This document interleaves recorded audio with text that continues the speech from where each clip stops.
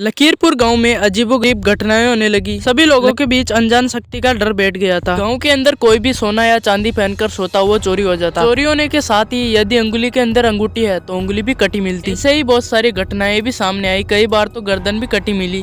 भाई नंदू, ये क्या हो रहा है हमारे गाँव में?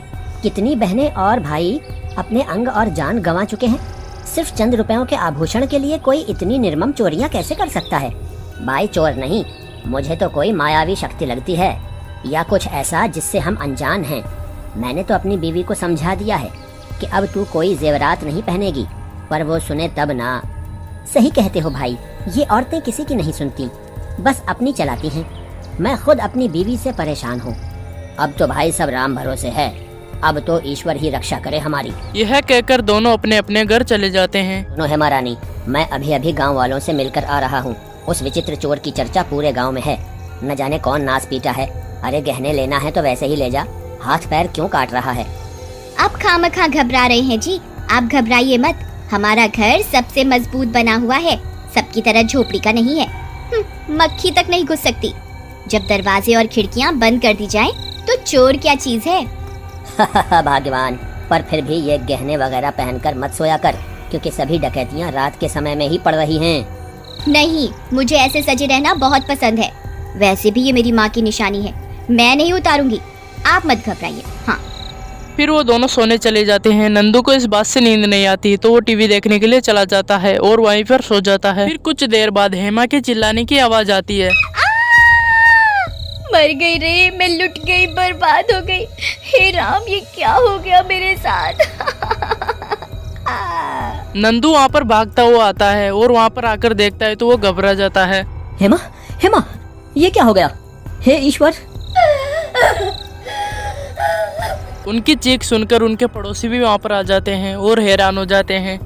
आज तो वो चोर आपके घर में ही डाका डाल गया।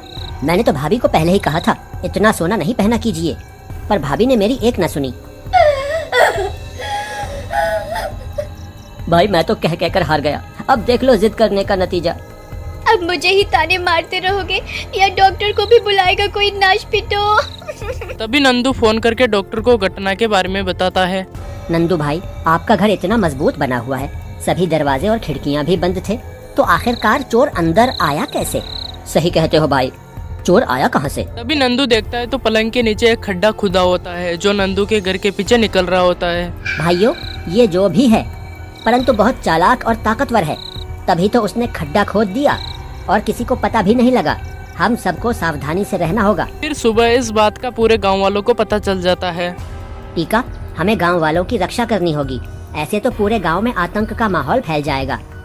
तू डर मत, तुझे और भाभी को कुछ नहीं होगा। क्यों भाई, तेरी उस मायावी भूत से बातचीत है क्या? अरे नहीं रे, तू भी क्या मजाकिया बंदा है। चल, तुझे आज बाजार से जलेबियाँ खिलाता हूँ। जलेबियाँ? और वो भी तू? मैं सपना तो नहीं देख रहा। टीका, तू कभी किसी को फ्री में पानी ना पिलाए, मुझे जलेबियाँ खिलाएगा? बात क्या है, सच सच बता। लॉटरी लगी है ना तेरी? ऐसा ही समझ ले, बहुत पैसा है। अब चल जल्दी। मोती को उसके ऊपर कुछ शक होता है, लेकिन उस बात को वो भूल जाता है और कुछ समय बाद रात हो जाती है। तभी किसी के चीख की आवाज आती है और सभी गांव वाले उसके चीख की तरफ भागते हैं। बचाओ, बचाओ, कोई मदद करो। ये कैसे हुआ पंडित जी? क्या आपने कोई सोने का आभूषण पहना हुआ था? हाँ, सोने का कड़ा। हाय, मर गया। चलो साथियों, पंडित जी को अस्पताल में भर्ती करते हैं और एक मीटिंग रखते हैं कल।